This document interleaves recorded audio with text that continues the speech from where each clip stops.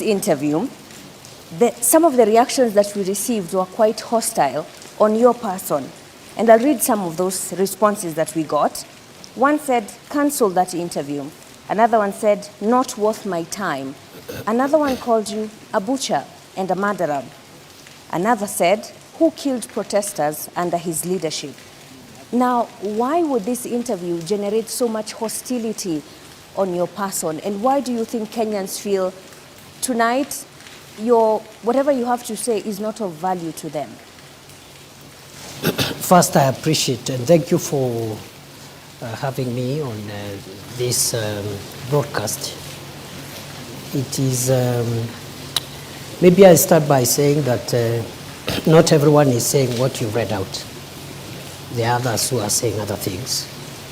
But that is still okay because it is the right of the people of Kenya to express themselves on what they think about their leaders, especially political leaders. And therefore, mine is to confirm that because I've been in public life for a while, in various capacities, I have endeavored to do my best to my country, and I have no regrets for anything. Maybe lessons learned, which is a common human thing that perhaps there are things I've picked along the way. But in terms of my public duty and commitment to our national interest, I have been extremely clear on what is expected of me in the various roles that I have played in this country. As Interior CS, where Kenyans feel that you oversaw massive brutality on Kenyans who are expressing themselves when they felt that their leaders were not representing them in the way that they should. Do you take personal responsibility for the murder of 60 people, according to the KNCHR? Well, the violent protest that took place early this year, and even earlier on in 2023, unfortunately led to loss of lives. Some of those lives were lost in various ways, including through police action. I have no reason to take responsibility for anything because the space of violence and encounter with law enforcement is a space which is defined by law. And the role of the Minister for Interior is defined in the Constitution, Article 245, on what that role is. That role includes providing policy guidance to the organs of internal security. The role of police operations are protected through the mandate of independent command of the Inspector General, and therefore police operations, especially in engaging protesters or people who are seen as breaching the peace, is the province for the independent command of the National Inspector General of the National Police Service. As far as I'm concerned, the 2 years I have been the country's Interior Minister, every single day of them, when I woke up to do my work, to make sure that the security organs of our country that protect our country from threats, security threats, perform their work, and should they require any policy guidance, that guidance is provided. And that's all what I can say for now. So you're saying tonight that you have no say whatsoever when the police misbehave? The Interior Minister has no role in police operations, according to Article 245. So you have no say whatsoever when they go wrong as a professor of law? I have a say, and I said it. And the say is this, that police officers are allowed to use force, including lethal force, in exceptional circumstances. Should any officer violate the strict parameters of those circumstances, they are accountable under the law. And we said many times, not once, not even in the context of the protests alone, but also in the context of the fight against terror and the fight against banditry and other organized crime. That any police officer who uses their firearm lawfully within the Constitution, including lethal force, has legal protection.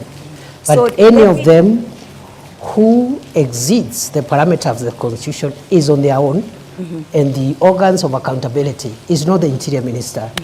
It is the agencies such as IPOA and the DPP and the rest.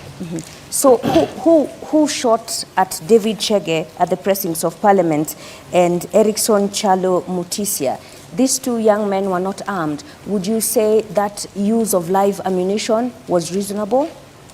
I think the matter of the violence that occurred in Parliament and the unfortunate loss of life is a matter that which is actively being investigated by IPOA and other agencies.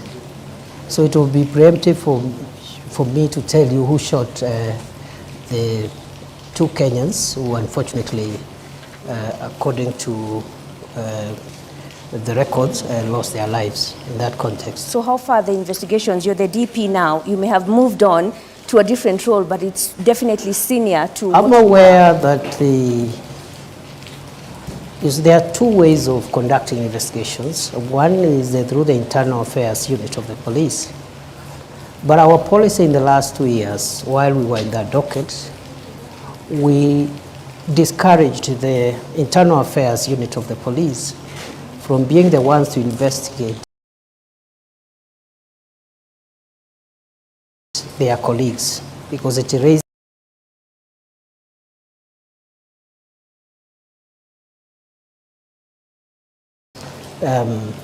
perceptions of bias. So we encourage the Independent Police Oversight Authority to be the one to do the investigations. The report I had when I left the ministry is that they had made some good progress. They reported to me they had some 6 files which are ready from the context of the riots and the violence around that time. But there has been a transition in the leadership of IPOA right now. A new commission has just been put in place, and the work of IPOA is led by commissioners. It's not led by the Secretariat. So the delay in the last 2-3 months could be associated to the leadership transition by IPOA. Ashley and George, you have follow-ups. Ashley? All right, Your Excellency, you have made a name for yourself as a defender of human rights. Are you proud about the events that occurred in June this year? I mean, this led to deaths of young, innocent Kenyans. Where does this sit as, to you, the professor of human rights, not as the deputy president, but as the professor of human rights? Any Kenyan, not to mention a professor of law, who would be proud by what happened in our country June, July, from whatever angle, would be inappropriately doing so. Because those events were extremely painful to the country. They were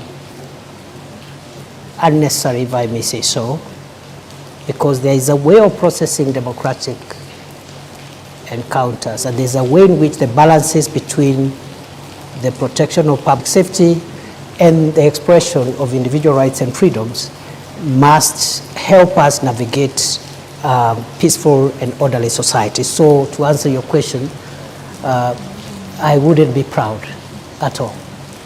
Mr. Deputy President, then what did you have to say to families who are still looking for their loved ones? For instance, on X, we were tagged and someone said, I always communicate with Peter Masharia's mom. Imagine she wakes up every day to go to the mortuary. Peter Masharia went missing on the 25th of June. Tonight, what do you tell those families that are still looking for their loved ones? To the families who lost their loved ones or whose loved ones are still missing, I would say that it's unfortunate that this country went through what it went through in June, July. I hope that our country has learned the lessons and we will not get there again, because losing a loved one, having a loved one missing for months, almost half a year, even for a day, is extremely painful. And therefore, as I said when I responded to this matter earlier on, maybe not on this forum, it is very unfortunate, and we, including myself, regret that our country went that direction and hope that we will not get there again. Yet when they look at you, Professor, they say you are the face of, disappearances, abductions, deaths and murders on young people in this country. Do you feel that you're struggling to shake off that tag? Not at all, Okay. because it is not true. So I don't struggle at all. So then Your Excellency, the families that were bereaved pleaded with the government of the day to help them with burial expenses. Did that happen? How much was spent? And there was a committal to compensate families that lost their beloved ones. What's the status of that, Deputy President? To the best of my knowledge, a number of families were given modest ex gratia support on a request basis and on a basis of confidentiality, because what the state does in a situation like that, when there is distress in the country, citizens are facing distress, we go out of our way for ways of supporting. But normally that support is support which, first of all, is not budgeted for, so we have to look for ways of, within the security budget, absorbing some of those costs. And if I recall well, a number of families were supported on an ex gratia basis. The question of compensation is a little more complex and will require guidance, because no law would allow expenditure on compensation for events similar to what we had. I am aware, even in more extreme cases like terrorist-related deaths and injury, it is anticipated that victims of terrorist crimes and other violent acts would be compensated. And I think when we left the ministry, we were trying to develop regulations on the operationalization of Section 49 of the Prevention of Terrorism Act.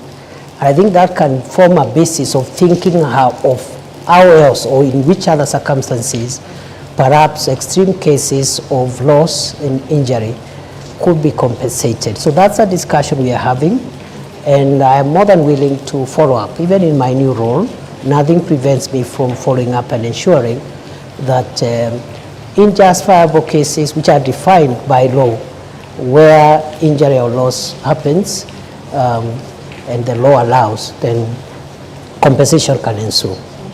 So this evening you're telling Kenyans that the bereaved families will have to wait longer until the law is developed. And I'm not actually asking for specific families. These are public resources for purposes of accountability.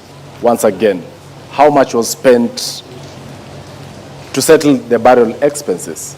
I wouldn't know, because it's not, there is no vote called burial expenses. There's no vote like that. So this is ex gratia support, not just for these cases, many other cases every day that the state deals with are done ex gratia within the security operations budget, and therefore it's not possible to pinpoint this amount was used for burial because of the lack of a specific vote line. On the time frame for compensation? What about? What time can they wait? For how long can the law be developed? I am not sure, but we will do our best to make sure that cases where we form consensus, national consensus that require compensation are onboarded, because even in the extreme and glaring cases of terrorism, I've told you, it has taken, I think now, quite a number of years since we enacted the Prevention of Terrorism Act to operationalize that section. So I'm hoping perhaps within the year, within the coming year, we can work with the new leadership in that ministry and other stakeholders in the normal way government works and process perhaps regulations of the operationalization of some of these issues as to whether that can be expanded beyond terrorism-related incidents. That is a discussion, again, which we can open up to stakeholder input and have it dealt with. It's clear, Mr. Deputy President, that the tag behind you, and my colleague Mashima Kapombe mentioned it when we mentioned that we were having this interview, is not a very rosy one. And one person in particular called you the butcher of Tharaka. I have two important questions I'd like to understand. Because President William Ruto addressed the nation on the night of June 25th when protesters breached Parliament. He told the nation that that was a treasonous act perpetrated by crooks and criminals. Do you believe that the young people killed by police during the protest were crooks and criminals and not young people trying to advocate for their rights? The protests of June started as legitimate protests by peaceful Kenyans who were expressing their rights and opinions on certain issues that they felt that needed to be handled by government differently. In the course of those protests, criminal elements infiltrated those protests, and it became very difficult. On the one hand, you have protesters whose interest is just expressing themselves within the constitution, but within their midst, there are people killing people, hurting people, looting property, and that's how Parliament was breached, because protesting does not include breaching in Parliament, which is a restricted access facility. And that day, we came very short of the burning down of Parliament. And in the process, the chambers of the Chief Justice were also vandalized by protesters, broke the wall, broke windows and doors, and stole water and other items. So the point is, how do we balance going forward? They need to protect the right to protest, but at the same time ensure public safety. Other countries have had their occasions, like the Americans had on 6th January 2020. Similar situation.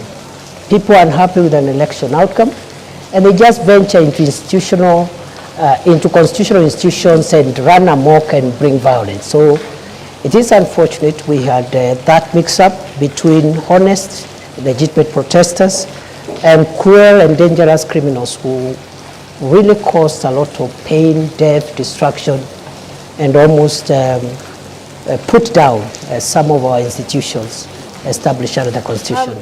There's been many questions over who gave the shoot-to-kill order. Was there a shoot-to-kill order?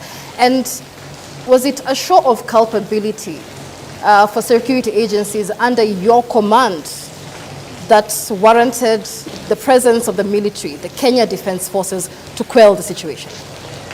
There was no shoot-to-kill order. And the Interior Minister does not command the operations of the police. This is spelled out in Article 245 of the Constitution in very clear terms. If there was Your Excellency, I want to put this question to you, and it's a question of responsibility. When you're being vetted for the second time as the Cabinet Secretary Interior, There was a lot of praise heaped on you for combating banditry in the north of Kenya. And you appeared to acknowledge that. Was the police in the North Rift under different command, so much so that when it comes to the Gen Z protests, you're not the one in charge, but when it comes to the North Rift, you will take the glory? At no time have I said I've been in charge of the operations on banditry, because the Minister for Interior does not play that role. Have I provided a policy leadership to deal with banditry in the last 2 years? The answer is yes, in a very consequential manner, with great humility, because other than advising on the establishment of the Operation Maliza Uhalifu and the gazettement of the disturbed areas. You know, that's the job now of the minister. Those are policy interventions. But I was able to push through in a very difficult financial situation prevailing then in the country, an injection of a significant amount of resources to acquire equipment to assist the police in their operations, which has been the missing link for many years.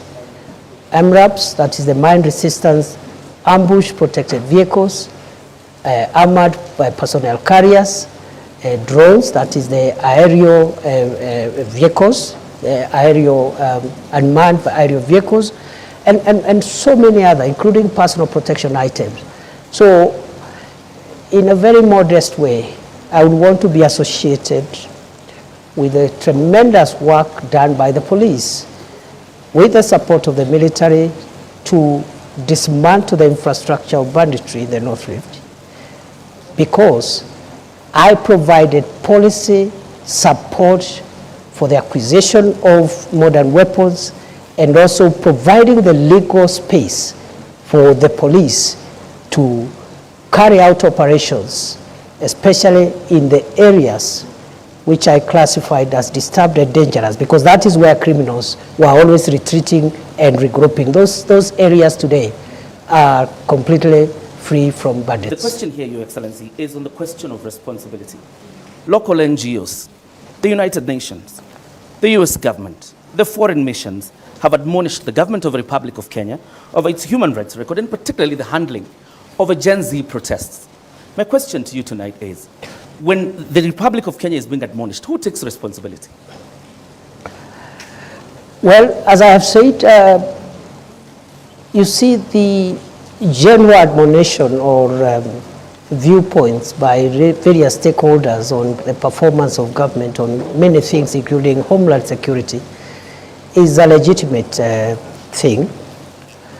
But the question of responsibility arises when one believes that there is something they have done wrong. It doesn't arise when someone's conscience is crystal clear. They have not done anything wrong. From where I sit, the nearly 700 days I served as Kenya's Interior Minister, one, I can account for each of those days what I did for this country, sometimes under great distress and risk, which I knew I'm exposing myself, but because of duty, I had to do it. Some of the places I did, my predecessors never ventured into them. I spent nights in police barracks and military barracks with frontline soldiers, not to command them, but to give them moral support, including on Christmas Day, including on Easter, you know, places like Lamu, where terror attacks were the order of the day, to give them support that the government has not sent these officers there to die. They have sent them there to protect the nation, and as minister, my moral support and the policy guidance I gave, I think, was instrumental in a big way because of the feedback I have received from the officers. So to answer your question, therefore, I see, I am not saying that our homeland security system is perfect. It is work in progress. But responsibility is individual. It's not collective. I must remind you, Prof, and the viewers that there's a lot of rain here, so we'll have to speak a bit louder so that we can be heard.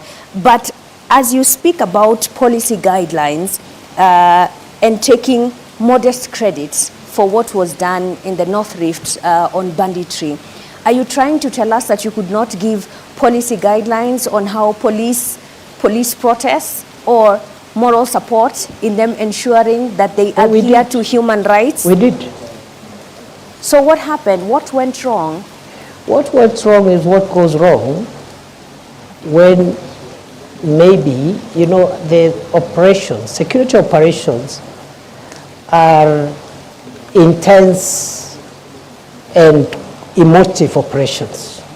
It's not somewhere where an officer will be told, when you reach there, do this, do this, do the other. So what we have are general policy guidelines. For example, the use of lethal force is reserved when to apply when the life of the officer is at risk.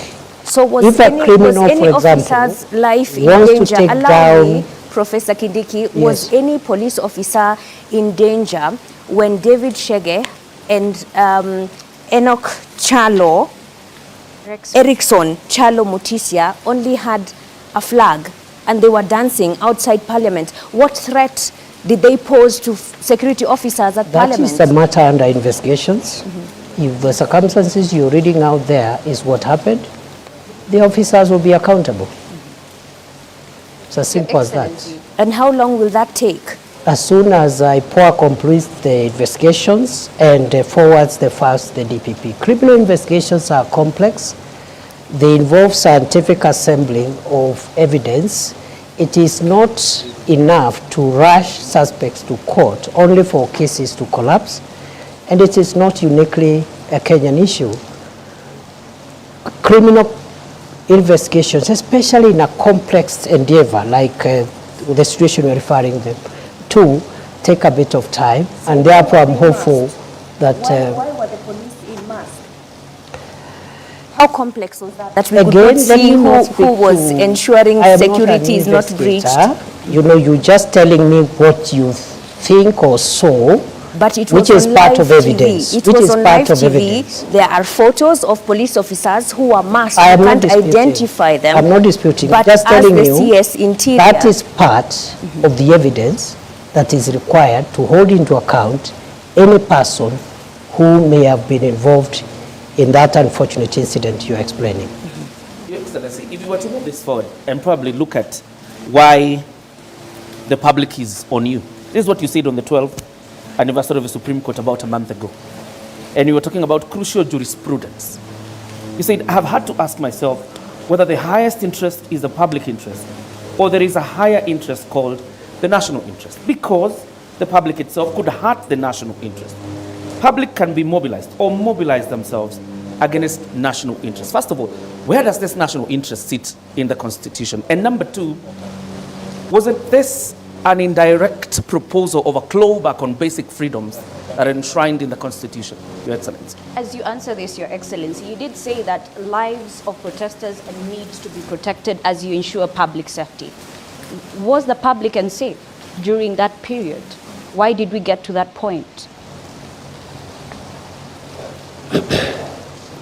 When I spoke at the Supreme Court reflection colloquium on public interest and national interest, some erroneously thought I was talking about government interest or even security interest. That's not the case. In fact, after that colloquium, I've had further reflection because by the grace of God, I'm also a scholar. So I reflect on some of these things. And I have come to the conclusion that within our constitutional framework, we can categorize three forms of interest that could be expressed by members of the public, rather than two, three. One is popular interest. And the question I'm asking myself as a scholar and a student of constitutional law is whether what is popular is in the public interest all the time. I am not sure. I am not sure that what is popular is in the public interest. I don't believe. Sometimes, yes, maybe not all the times. But at the Supreme Court colloquium, I also asked, is there a hierarchy of norms in our Constitution such that we have public interest and national interest? And for clarity and avoidance of doubt, national interest is not government interest, and it's not the interest of, it's not security. What I had in mind is, you're aware, our Constitution allows the people of Kenya to express themselves in exercise of their sovereignty in two ways. One, through elections. Two, through referenda. And then I asked myself, in fact, it was tailored to the judiciary, and I wanted to ask myself, if the people of Kenya, for example, agree and express themselves in exercise of their sovereignty to change the Constitution in a referendum and vote to remove the judicial arm of government, and they decide we don't need the judiciary. People are sovereign. In a referendum, they can actually remove the judiciary. And then I asked myself, since this is an outcome of a referendum, this is in the public interest. But is it in the national, is it in the national interest that really you can have a modern country, a democratic country without a judicial arm of government? But these are two different scenarios, DP, because this was about taxes that Kenyans felt were unfair, and their leaders at the were Supreme not Court, listening to I them. was not talking about the protest at all. You can look at my statements. I was not talking about protest.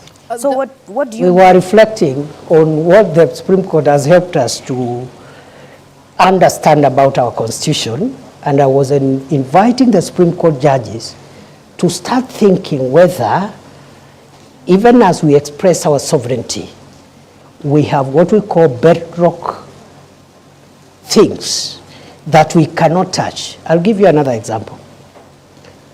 If the people of Kenya meet and in a referendum, they overwhelmingly vote, so it is popular, it is in public interest, and they vote to change Article 4.2 of the Constitution that says that Kenya is a democratic multi-party state and creates a monarchy or another form of government that is not democracy. It is in the public interest. It is popular. It's in the popular interest. But is it in the national interest? My answer is that it is not. So within the Constitution, there are things you can change and still not change the DNA of our Constitution. There are others, once you touch them, the DNA of Kenya as we know it changes forever. That's what I was discussing. It's very interesting that you mentioned that, Your Excellency, because during your vetting, following your reappointment as Interior Cabinet Secretary, you are on record saying that you will specify designated protest areas, potentially undermining the right to peaceful assembly outlined in Article 37 of the Constitution. How would you justify limiting spaces where Kenyans can express their grievances at a time when the government is facing mounting criticism, and why? That is the practice in all democracies.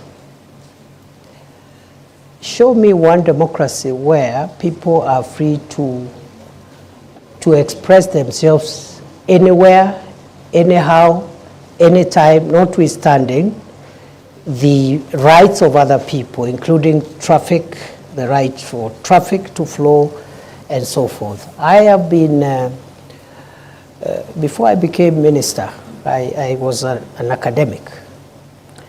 And for about 12 years, I traveled to about 100 countries around the world. So I'm very familiar with many democracies. Many of them, including the Hague, where I spent almost 7 years in the International Criminal Court trials.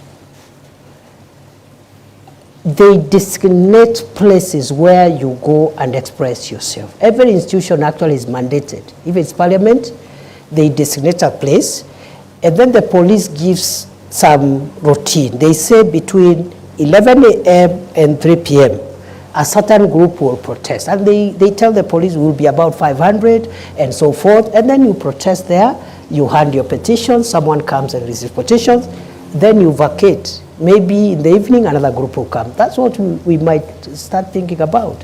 But as long as we think that expression of rights means you venture and frustrate everybody else who is not part of your protest, then we are courting anarchy, and that's not part of democracy. Understand peaceful protest, because even if you go to Chacha, even when you saw the protests regarding the 16 days of activism against gender-based violence, they were just roughed off by police. One even wonders, because we even have had leaders who have expressed a fear and concern that actually it's not even Kenyan police. So who are these that appear when Kenyans exercise the democratic freedom of picketing? The example you have given was regrettable. And government has already addressed itself to that issue. The Principal Secretary for State Department for Internal Security did Don't you think the precedences are too many? Not really. I don't think so. And I think with the apology that the State Department gave, I think Kenyans should give government the benefit of doubt. Mm-hmm. Because if the intention was to keep on doing this thing, then an apology was unnecessary. If you know you're going to do it again, you just keep quiet and do it the following day. Did you realize this only when you became the interior boss?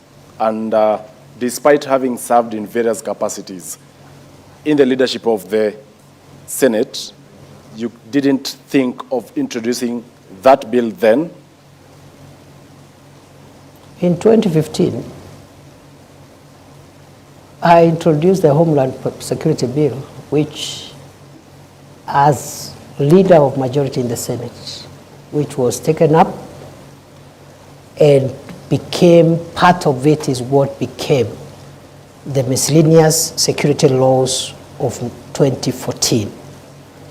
I know some parts of that law were struck out, but 85% of those laws are what has made Kenya specifically stable, on limiting the protesters. The security laws did not cover the issue of protest, but it covered a wide range of issues that we needed to deal with to make sure that our country is safe. But on the other hand, legislation is work in progress. It doesn't end with one piece of legislation. It happens every day. Democracies which have been in place for 300 years are still making law, even security-related laws. So I did my bit in certain aspects, as the example I've given you, but it is not true that when somebody serves as a member of parliament or senate, everything that needs to be legislated will be done during that time. DP, as we wrap this topic up, there's one question that many Kenyans would like to know. In a CitizenTV interview after the protests, you said that infiltrators were linked to elements within government and opposition. And you said we have evidence leading to political operatives from across the political divide. We will prosecute. How far are we with that? How many of those planners or operatives? The last time I checked, I've been following up after that, and you know that's not too long ago. That was July. After that, as you're aware, the cabinet was dissolved, the entire cabinet. For that period around August, there was no cabinet. July, August, and then September, the vetting. So by the time I went back to the ministry, it was sometimes, I think, almost October. I can't remember the date.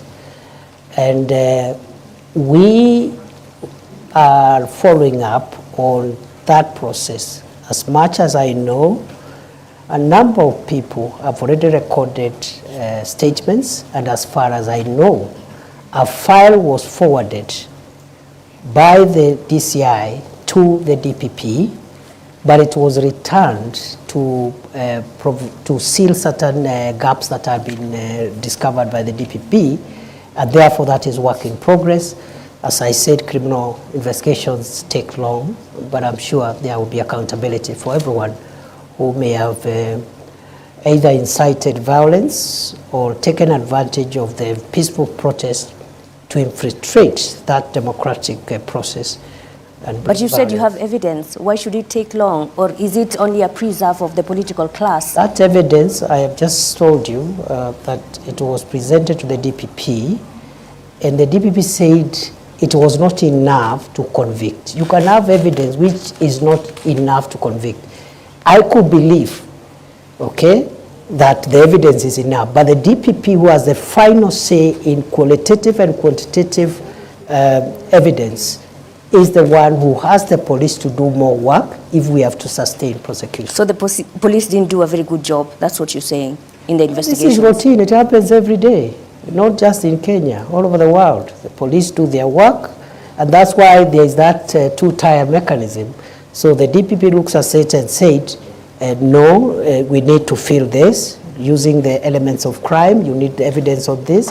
So we cannot say the police didn't do a good job. It happens every day. Thank you. Thank you very much. We would like to move to the next topic, which is your ascension to power as the Deputy President and the politics around it. And this session will be led by Ashrim Mazuri. All right, Your Excellency, did you play a role in Rigathi Gachagua's ouster? No. Then are you proud of the process, the impeachment process that many said were flawed that led to your ascension to power as the Deputy President? The process you are referring to, I think, involved three arms of government: the executive, the judiciary, and the legislature. To that extent, to the extent that constitutional institutions were involved and are still involved, I see no problem with that process, and if there is a problem, there is a way of remedying that problem. What about the right to fair hearing that he did not get? That is the matter before court, unless you want me to discuss the merits of the matter before court. So then what's your relationship between you and the ousted, impeached Deputy President? As it was before. Are you friends or not? We are good people, we're good friends. I have no reason to complain in the past, present, and even in the future. Was there a handover? Yes. An official handover? Was there an official handover? There wasn't an official handover because the former Deputy President is in court. You wouldn't expect him to hand over if he's in court. Your Excellency, which IEBC cleared you? Did you take your papers there? How were you cleared by the IEBC? There is no requirement to clear a Deputy President who ascends to office by virtue of Article 145 read together with 150. But the What requires the clearance of IBC is the President and the Deputy President in an election. The President's memo to Parliament, Your Excellency, indicated that There your was no nomination election. was cleared by IEBC. There was no election. I assumed office through a process different from a process following an election. Is it an indictment of the judiciary, Your Excellency? Because the former Deputy President, through a court process, is actually outside. We have the governor of Meru, who is in office, even through a similar process. What kind of jurisprudence is that creates two forms of justice in your own understanding? And this is from a point of view as a law professor. First, the two cases you have cited were beneficiaries of court injunctions. The only difference is in one, after the inter partes hearing of the matter around whether or not the injunction should be preserved. In one case, the court found that the injunction needed to be lifted. In the second case, which also there has been an injunction, the court found yesterday that there is no need to lift the injunction. That's the only difference. And it happens in courts all the time, not just in Kenya, all over the world. In fact, the finding of one court is in many cases overturned by the next court the following day. So there is no inconsistency whatsoever. That is judicial practice. A judge, even one bench of 3 judges, one judge will say this, two other judges will say different things on the same subject matter, same articles, same evidence, same parties. That's how. That's the independence of the judiciary is not just institutional. It is individual. It's decisional. Every judge carries decisional independence. Your predecessor, Your Excellency, says the reason you ascended to this position is because you are a yes man. You cannot mount any challenge whatsoever to the president. I'm putting this question to you tonight. Are you your own man? Are you a yes man? I am my own man. On the second issue, I would like to respond as follows. My understanding of the role of the Deputy President is not to challenge the President. It is not in the Constitution. It is not in any law. It is not in any practice. That is not the job description of the Deputy President. As to whether the Deputy President can advise the President, the answer is yes. The oath of office I took has a clause that asks me to faithfully advise the President when my advice is sought. So then where does your allegiance lie? To the people or your appointing authority? My allegiance lies on the oath of office I took. You look at the oath of office, it will tell you where my allegiance is. And are you proud To of the the people manner of Kenya, to the nation and the national interest, and when my counsel is sought by the President, I must give it faithfully. And faithfully doesn't mean that I do it on the podium. Does it But mean, it means I have to be faithful, and faithfully means it could be different from what the President thinks. DP, are you proud of the manner in which you became Deputy President? In 2022, you were a front runner to be running mate to Dr. William Ruto, but you did not get that position. And you actually said you were going to take a break from politics. Are you now proud that 2 years down the line, you are the one who has taken that position after the impeachment on the person who was picked over you? I have no regrets for my occupying this space because I have no reason to regret. It is true I was a front runner to be Deputy President in 2022 through a process that was conducted by my party. I was not successful. My brother, Rigathi Gachagua, was successful. I congratulated him, and I said two things. One, that I will support the campaign, the presidential campaign, until 8th or 9th of August 2022. And after that, I will take a break from elective and appointive positions. But you still took the CS Just a moment. position. Just a moment. After I made those two very important decisions, which I made after soul searching and consulting everyone who needed to be consulted, my party and its leadership met and persuaded me as a member of the party, because I didn't say I'll leave the party. I said I'll campaign for President Ruto and his deputy, but after that I'll not be running for any office. I'll take a break for 10 years. And therefore, the party met and persuaded me to change my mind and accept an appointive position as Minister for Interior, which I accepted. That's all. Are you the kingpin of the Mount Kenya region? Which office is that? Of course, you were endorsed. You are by a endorsed section of- by a section of Yes. members from majorly the East, where you hail from. You never dismissed that. Which office is that? Your Excellency, other than the kingpin issue, there are a majority of members of parliament who met in Nanyuki from the Mount Kenya region, that is before you ascended to the office of deputy president, and endorsed yourself as their link in government. To the executive. You have ascended to that office now. Are you now, have you ceased being their link? Maybe you should ask them. Because I think the members of parliament, because I didn't say it, they said it.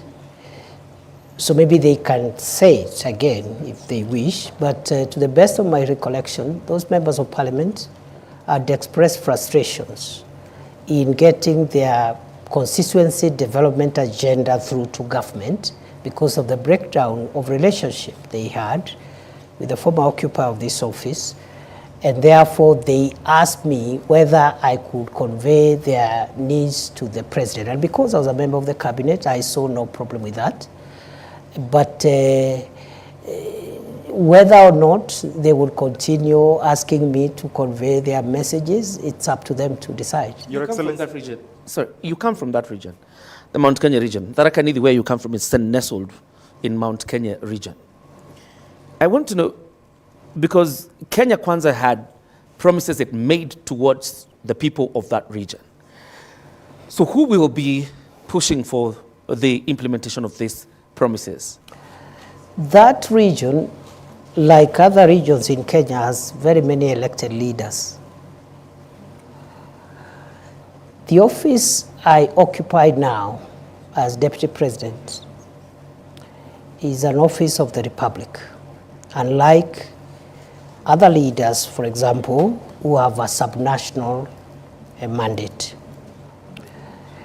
And therefore, the way I see it is that the people from the region you're referring to, which happens to be where I was born and raised, have a right, just like the people from the coast, Western, Nyanza, Rift Valley, Northeastern. They have a right to use this office, because it's a national office, to channel their needs, interests to the government.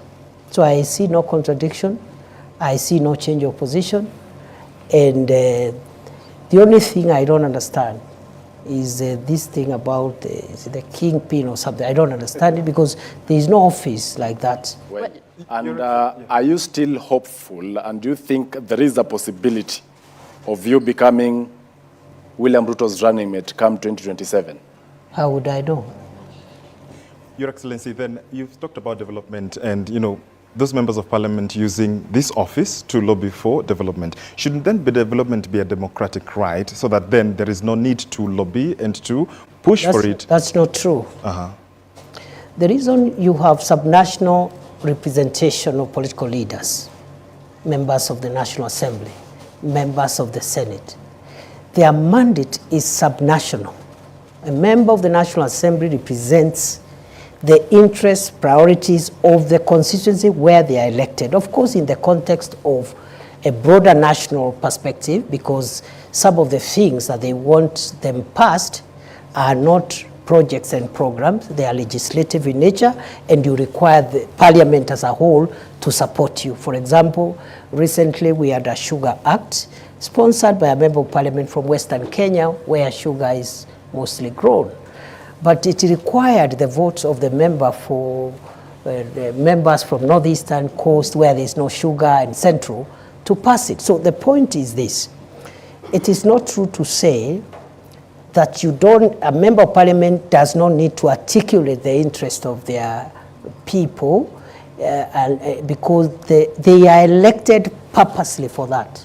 They are elected to articulate those interests and convey them either to the executive, to the legislature, and make sure that those interests at that local level are realized. During your inauguration, when you took oath of office, your boss, the President, Dr. Ruto, said he felt he was a lone voice in the executive.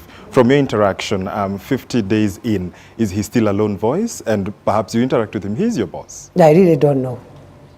Do you think you're I fulfilling? really don't know Do you think you're fulfilling how he's that? feeling? Yeah. Because again, that's not in my place. I wouldn't know how he's feeling at the moment. All I can say is that I'm doing my best to do my constitutional duty, That duty is being principal assistant to the president and also helping him in the delegated assignments that he has given me, and I'm doing my best. How he's feeling now, I cannot be, it's not in my place to tell you how happy he is. Or do you think he's confident of what you're doing? Is he happy with what with your work? So. I have no reason to doubt that he's confident. You've been deputy president for only 50 days now. What would you say is the qualitative difference between you and the former deputy president, given that the operating environment hasn't changed? It would be very improper for me to start comparing myself with my brother, the second deputy president. The president has spoken very highly of your leadership and your contributions, as my colleague George Maringa here says. If the president feels that he has accomplished his key goals and decides not to run for re-election, would you consider running yourself? Do you believe that you have what it takes to run the country? That question is an unfair question. Am I allowed to complain? Why is that? It is an unfair question because I have just been entrusted with a very serious and grave national responsibility. What is weighing in my mind now and what is really, really occupying me is the desire to discharge those obligations, because the expectations of the people of Kenya, the expectations of the president are so high. If I started occupying myself with ideas of what will happen, I don't know when, I'll be the most unsuitable person to be seated before you today. Your Excellency, I want to rephrase Michelle's question regarding you and the former deputy president. Let's not even go with the qualitative differences. But clearly there are lessons you must have learned from Gachagua's tenure in office. What lessons are those? You know, my friend, you know, in leadership is defined by certain ethos and parameters. And I want to persuade you to allow me not to discuss my brother, the Honorable Rigathi Gachagua, because he's my friend. And you've not heard me bad-mouthing him anywhere before when he was in this office or even after he left office. So please spare me, because it is not right.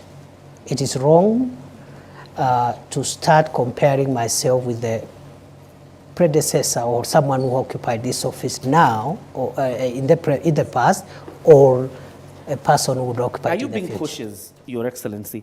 The region you come from is very restive, and it's quite a significant, it has quite a significant portion in terms of votes. Are you being cautious now when I ask you the question of lessons you've learned?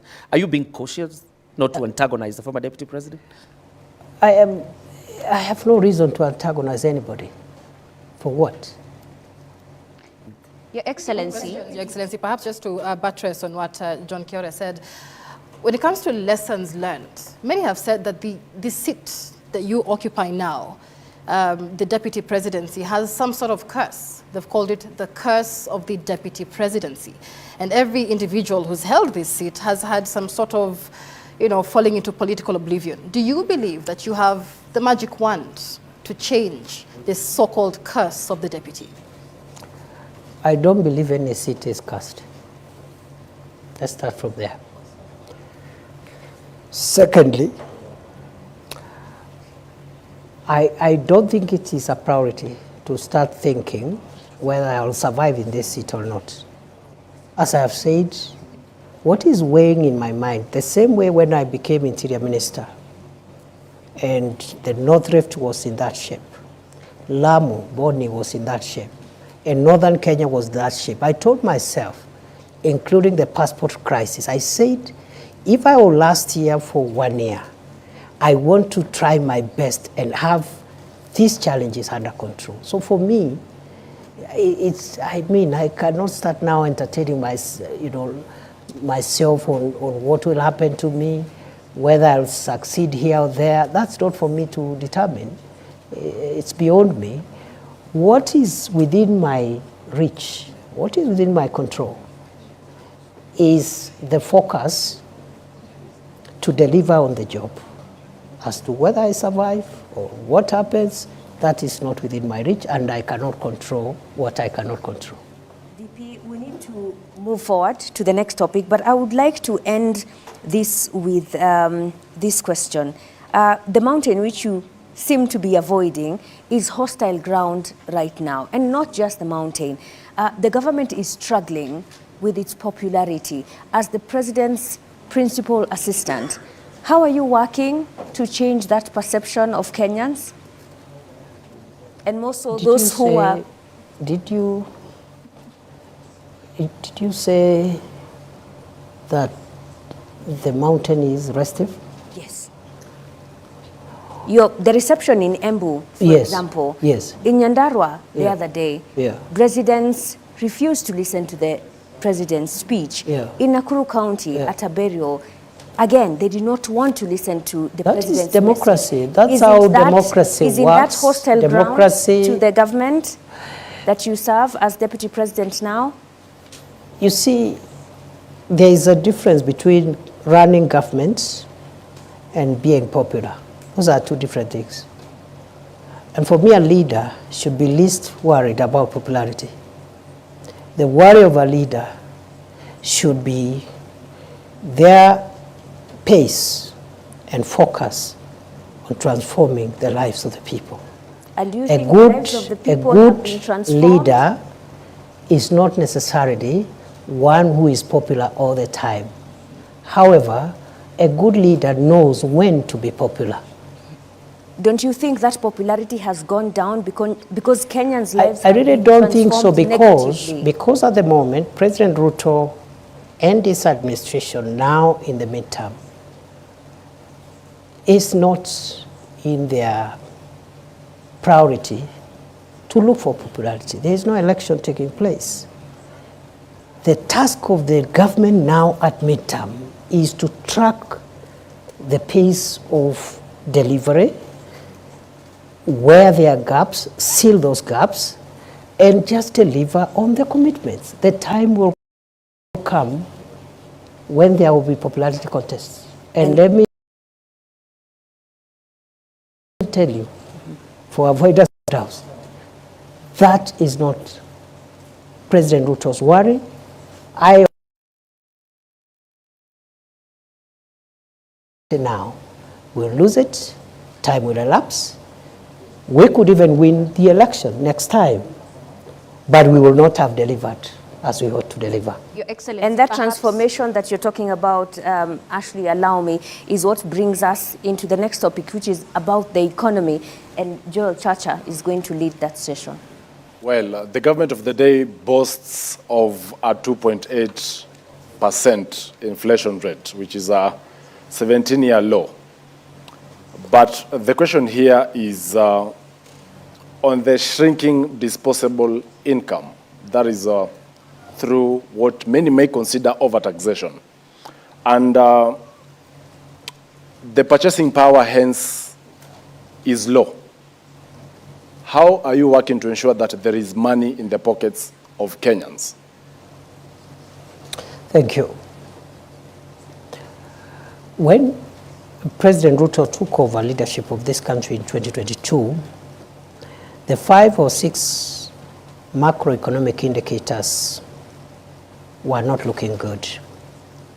And I need to clarify now that I have this opportunity. Many people think when we project that time frame so that to show the distance we have covered, we are casting aspersions at the previous administration. That is not true. Kenya got to where it was in 2022 because of factors mainly beyond the control of President Uhuru Kenyatta, because the country's economy was shut down for nearly 2 years by COVID-19. No economic activity. And then, of course, the war in Ukraine, which affected the global supply chain of wheat and other oil and foodstuffs, and many other factors. So when we refer to 2022, it is not political. It's just a fact. And in any case, that's the only way we can explain what we have done. Now, straight to your issue. The macroeconomic indicators were bad. The dollar was rising on a daily basis, 160. At one point, it approached 170. The price of fuel, the same. At one point, it approached 217 per liter for petrol, super. Then inflation was 9.6%. And then if you take the 6 basic food items, starting with unga, the main ones, again, the prices were much higher than they are today. Today, essential commodities, 2 years later, are down significantly. Just to give unga as an example, from 240, 250, 230, depending on the brand, to now something between 95 and 120, depending on the brand, maybe 120 something. Number two, the foreign exchange stability has been realized for more than a year now, from the high of 160 plus to now 127, 129 for some time. The same applies to the price of fuel, which is decreasing every day, every month, including last month when it went down by 4 shillings. Inflation again from 9.6 to 2.8%, the lowest in 17 months. Now, in 17 years. Now, that has not happened by magic or by chance. It has happened because of policy interventions, subsidizing production as opposed to consumption, the fertilizer subsidy, and so many other interventions in various sectors that has managed the macroeconomic situation. It has taken 2 years. But flashback to 2002 when President Kibaki took over, when we had similar situations at the exit of President Moi. It took President Kibaki 6 years to bring back macroeconomic stability. President Ruto has taken 2 years, by the grace of God. So the 2 years look a bit long, but in the context of what has happened in the past, I think this is a bit of a very good trial. What remains now is what you're asking me. The macroeconomic stability, for it to be felt by citizens, must be followed by microeconomic stability, which is improving household incomes, creating jobs, and so many other things that we are doing in the space of SMEs, in the space of the various sectors, including manufacturing and tourism. So, to answer your question, the macroeconomic transformation and the microeconomic transformation cannot be taken simultaneously. One must precede the other. Going forward, therefore, the remaining 3 years is the interventions. We're going to have interventions that will respond to the issues you say. Already those interventions have been operationalized. They are on course, creating jobs through the 3 major prongs, creating jobs at home, creating jobs online, creating jobs even overseas, and then also other interventions that will enable disposable incomes in the pockets of individual citizens. But going how forward, would that really it can only be achieved when the whole problem begins with our budgeting? For instance, despite the challenges faced in the fiscal year 2024-2025, your projections in the next fiscal year for 2025-2026, you're looking at having a budget of 4.25 trillion Kenya shillings, with the revenue, ordinary revenue, actually crossing the 3 trillion mark. That basically will translate either to more debt, because already we will record a 759 billion fiscal deficit, but at the same time, we are forced to actually impose now the taxation on Kenyans, because last year we only got 2.1 trillion in terms of ordinary revenue. So why this shift over ambition on ordinary revenue collections? Again, In 2022, the fiscal deficit was more than 8.2% or thereabout. And that means the gap between revenue and expenditure. It was at 8.2%. This administration in 2 successive budgets has reduced it. Currently is at 4.3. On paper, because of revenue shortfalls. That shifts towards the end of the fiscal year. Yes. And you are forced to bring a supplementary budget. We are forced, but in all fairness, where the fiscal deficit is now is not where it was in 2022. And in fact, I am confident the Treasury will bring it further down this year. But more fundamentally, it is not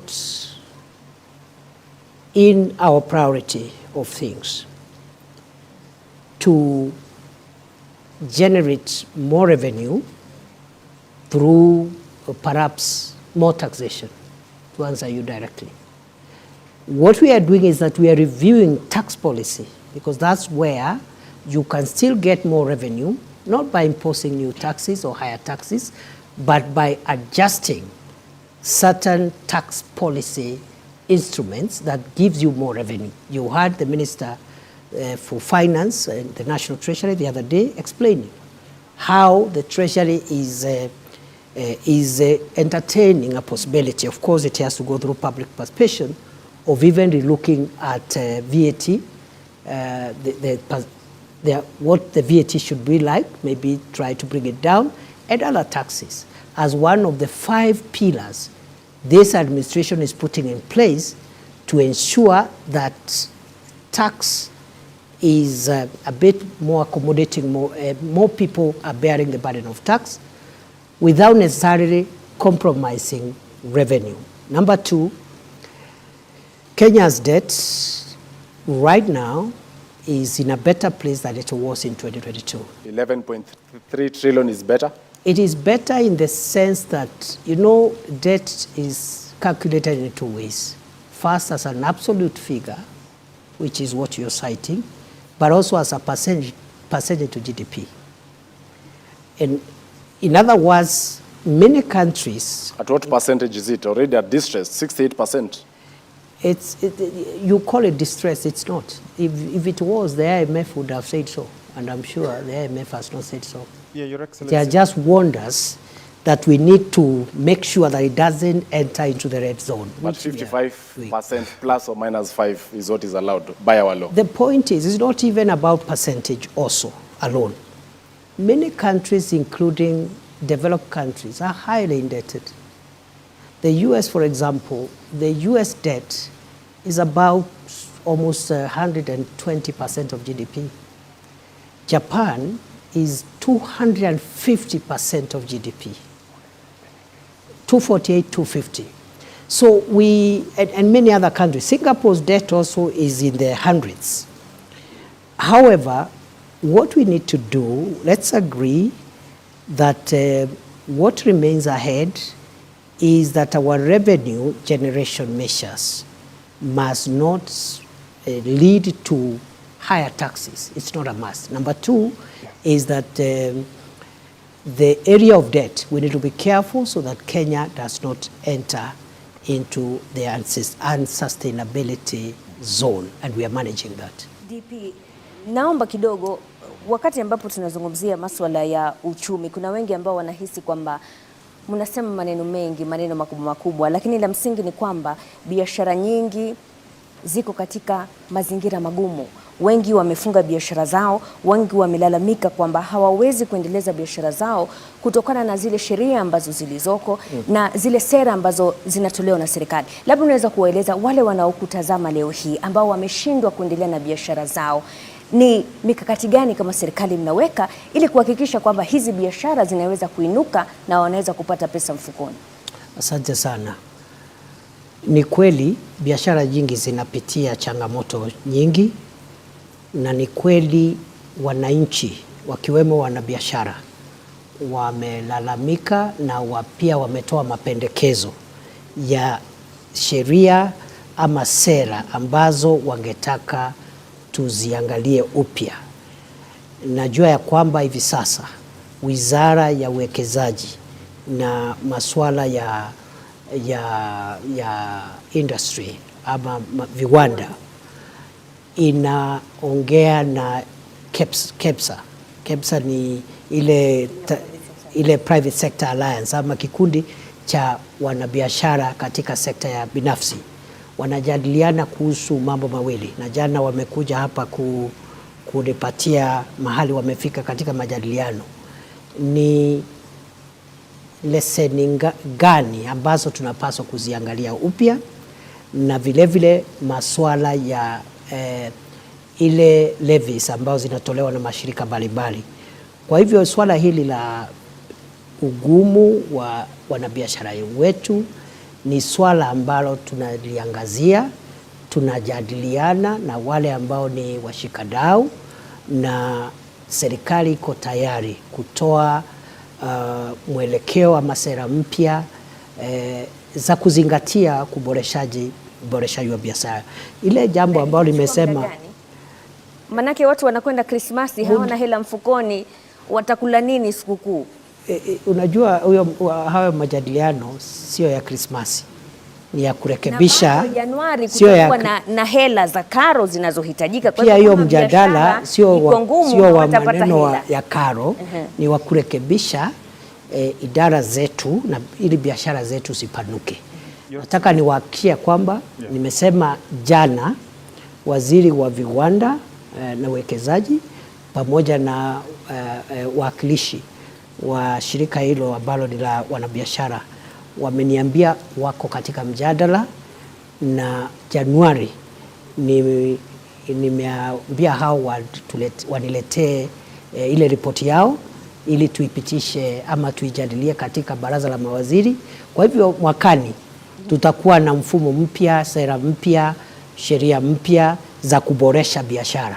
Lakini pia kuna wale ambao wanasema, nikimalizia, kuna wale ambao wanahisi kwamba hizi biashara kuna mazingira magumu, kwa sababu wale ambao wanapata mshahara, kwa mfano, zile pesa ambazo wao hutumia kwenda kwa hoteli, kwa mfano, kwenda kununua chakula, zimepungua kutokana na yale makato ya mishahara. Kwa hivyo wengi wanashikilia zile hela kidogo walizobakishwa nazo, ndio maana hizi biashara hazisongi mbele. Unasemaje kuhusiana na hili? Unajua, nimesema ya kwamba Wizara ya Hazina ya Kitaifa imesema ya kwamba iko na mambo manne ambayo inataka kushughulikia ili kujaribu kusawazisha maneno ya kiuchumi na kuhakikisha wananchi wamepata nafuu ya kiuchumi katika household, yani katika individual level, sababu tumekuwa tukikabiliana na mambo ya kijumla. Sasa tunakabiliana na mambo ya kibinafsi, na kati ya hayo majadiliano kutakuwa na sera mpya za mambo ya ushuru na mambo ya kibiashara. Lakini la muhimu zaidi ni kwamba katika hayo majadiliano ni lazima tujue ya kwamba ile ushuru ambao unakatwa, kwa mfano katika mambo ya bima ya afya, unaweza kuwa unapunguza kidogo mshahara wako kama mtu ambaye ameajiriwa kazi, lakini ile bima ambayo ni ya kila mwananchi itapunguza zile harambee za kimatibabu. Kwa hivyo wewe labda pesa yako imepungua kidogo, lakini hizi harambee 5 ama 10 ulikuwa unaitwa kwa sababu uko na mtu kwa familia ako na shida ya figo, shida ya hizo harambee zikipungua, there is a net off. Kuna vile hiyo mkato imekunufaisha hata kwa njia zaidi kuliko vile ilikuwa, because ile swala la naibu rais, lakini unapozungumzia masuala yote, licha ufanisi huu wote, we've seen the President Dr. Ruto say we are proud that our sister country of Tanzania is now leading in our business engagements. The success of Tanzania is the success of East Africa. Businesses have been, closing shop and going to neighboring countries. So you're speaking of this, and KEPSA has talked about it, that the government seems not to be listening to those who run businesses, that they're escaping to other countries. I've just told you we are having a conversation with KEPSA. Why don't you call them after this interview? We did speak a few weeks ago with Should Bimal have Shah. told you that they are engaging. And he did say that, whereas that engagement is happening, it is not... They have identified two areas. Yeah. One is the regulatory. They say there is multiple regulation, or what they are calling over-regulation. The second issue on the table is on taxation. We are a bit careful because the issue of taxation, we would rather have it in the broader tax policy and other fiscal issues that are being discussed and spearheaded by the National Treasury than just to take just that business community and handle their taxation issues without the context of looking at tax as a general issue. I really need to ask a question on the tax regime. Because today there has been an announcement that there is a task force that has been formed to get to the bottom of why businesses are closing down in the Republic of Kenya and relocating to other countries. Your Excellency, doesn't that sound absurd? Why do you need a task force to establish why businesses are closing when all you can blame is the taxation regime? You need to, because this is something that has happened for the last 20 years. It has not happened this year. Just look at which organizations have left Kenya when. The last 25 years, and that's why the contribution of our manufacturing sector to GDP has dropped from as high as 12% many years ago to 7.5% On the pending bills. So it's an accumulated problem, and I think there are no quick fixes. The best way to do it is to just analyze all the factors and bring recommendations that will last us another 40, 30 years. The financial inadequacies being experienced in the country perhaps are as a result of the pending bills. More than 650 billion for the national government, 150 billion for county governments. But you're not budgeting for it.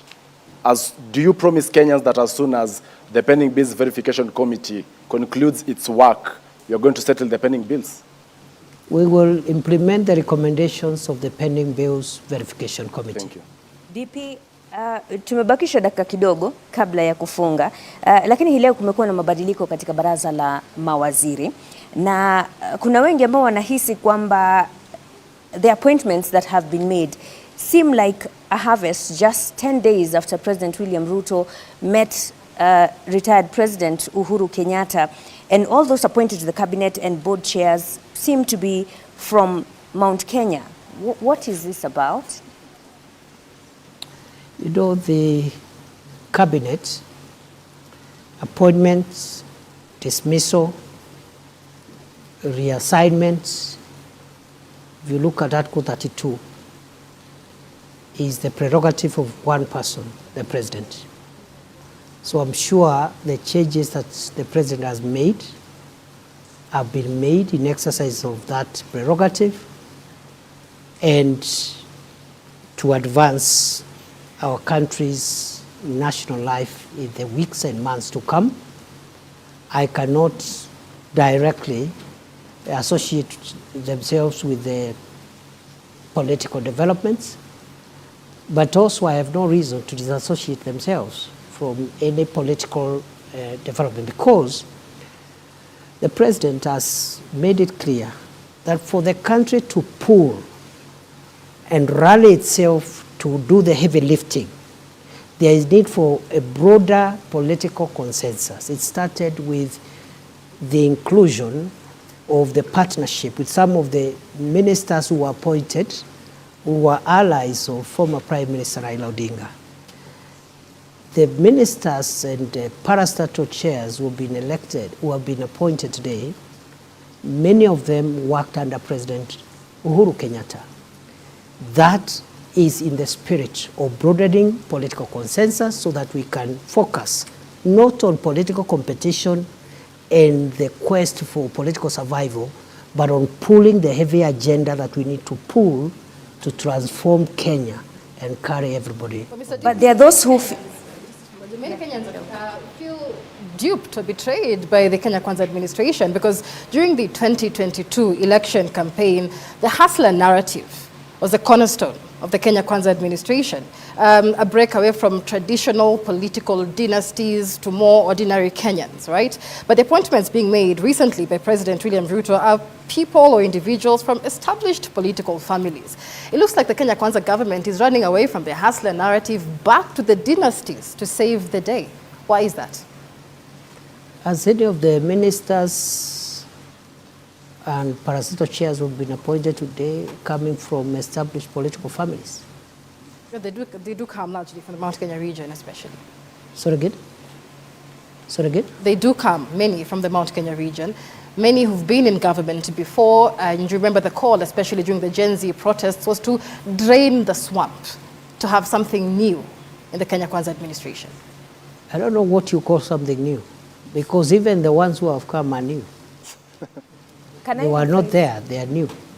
Allow me to rephrase her question, because this is what Kenyans feel, that the political class has regrouped and forgotten about what Kenyans want. What would you tell them tonight? I don't think so. First and foremost, as I said, this is not time for politics. Let's start from there. That time is coming. And we will all do politics and do it so well. Right now, it's time to do the very, very delicate and important work of pushing the country's development agenda. So the issue of, I don't know, who has betrayed who has regrouped with who, for me, the timing is wrong. Okay. And for Kenyans who are expressing their democratic views about some of these developments, they have their time, when it is election time, to express themselves on what they think about those in leadership. Your Excellency, to matters now development projects, and we've seen the issue that Kenyans are actually expressing is that this government is forcefully imposing government projects, programs. For instance, vaccination of animals, SHA, that is the Social Health Authority, affordable housing, and I'll begin by that before we get to the specific programs. What do you make of, or what do you think about this? Because Kenyans say it is too soon. It is being buttressed on them. You're forcing it down their throats. That is not true. Maybe it's a misunderstanding, because has anybody been arrested for not doing anything? What the government is doing is it is doing its obligations to the public. The government's obligation to the public is to work for the national interest. The national interest in this matter includes, for example, universal health coverage, making sure as many Kenyans as possible have medical cover, because many homes have been rendered poor. Even people who had something, they have sold everything to pay for medical bills, especially when it is chronic and critical illnesses. Okay. Many poor people live by chance. They take herbs, they go for, some look for witch doctors, they cannot access medical care. So we are saying, what government is saying is that it is in our interest as a country that every Kenya has an insurance, a medical insurance. It is not taking people to court for not having a medical insurance. Those are two different things. Okay, fine. The same with vaccination. What the government is saying about vaccination is that we have certain targets as a country to grow the livestock and that value chain around livestock and livestock products. For us to reach those targets, we need to access European market, the Middle East market, and even the regional market under the African free trade area, and then also under economic EPAS, the partnership between Kenya and the European Union, which we signed last year. In many of these markets, our products are being denied access, and one of the requirements is sanitary and phytosanitary standards. That is to say, health-related standards. One of the requirements for us, for example, to meet our export demand is that your herd must be vaccinated. And what we are rolling out is a vaccination program which has always been there for 40 years, but because there has been no campaign high-level government campaign, we've been vaccinating about 10% of livestock. So many of our livestock are rejected when we take them out either as live animals or beef because of the vaccination question. So it is purely a disease control issue. The vaccine is developed by Kevevapi in Kabete, by Kenyan scientists. It has always been used. It is only that we are doing a campaign to make sure, other than vaccinating only 10% of livestock, we can have 80, 90, 100% vaccination for purposes of getting market access, exporting livestock and livestock products even to other countries. DP, it's good that you, before you go to affordable housing, Ashley, because we're still on the vaccination issue, you may be explaining a very good thing for the country, but are you aware that citizens are agitated by the language of their leaders? Is there a more decent way to explain your programs and not seem like you're forcing it down their throats? And I'll give examples. Adani Consolation, the president said it is people who have never been to the airports that are complaining. When it comes to the vaccination, majority leader yesterday, I think, said ni watu hawana ng'ombe, hawana kuku. How do you think that makes citizens feel when they are trying to express themselves, yet they are met with arrogance? And to add on to that, the Kenya Veterinary Association perhaps has, among the recommendations they've given, they've said improve public awareness, enhance stakeholder engagement.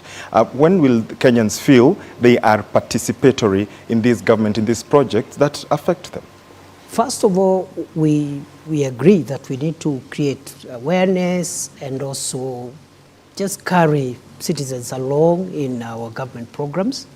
And also, generally, as government, we need to continue communicating to the people in a manner that is consistent with our obligations under the Constitution. But having said that, I am sure again, because we were here an hour or so ago, I'm sure you are not inviting me to comment on statements by the president or another leader, because let's discuss the issues. Let's not discuss, those kind of issues, because in the process, the message will be lost. And the message is these programs are for the interest of the nation. There is nothing sinister about it. As to if we need to improve our communication and engagement strategy, I agree with you. It is work in progress. We need to keep on improving. There's many questions, Mr. DP, whether these questions are really for the interest of the people. We, as the media, have reported every day, Kenyans are deeply frustrated with the Social Health Authority. Many, in fact, say NHIF was working. When you come to issues like affordable housing, we were told there was public participation, despite public discontent. When it comes to livestock vaccination, the same thing. Is the government hiding behind the facade of public participation to pass unpopular programs, knowing very well that there's no legal binding framework on public participation? And so the government really isn't bound by Kenyans who say we don't want SHA. We'll go back to what we said earlier. The government must continue listening to the people and getting input from the people. But the government also has a duty to carry out programs for the transformation of the country.